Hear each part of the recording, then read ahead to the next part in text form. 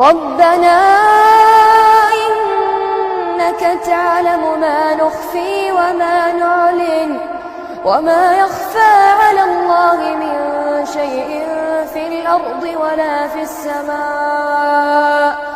الحمد لله الذي وهب لي على الكبر إسماعيل وإسحاق إن ربي لسميع الدعاء.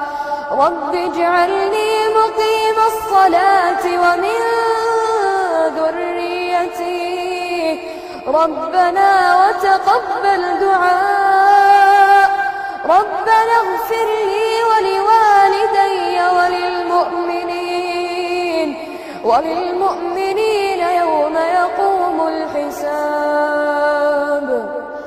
ولا تحسبن الله غافلا عما يعمل الظالمون إنما يؤخرهم ليوم تشخص فيه الأبصار مهطعين مقنعي رؤوسهم لا يرتد إليهم طرفهم وأفئدتهم هواء.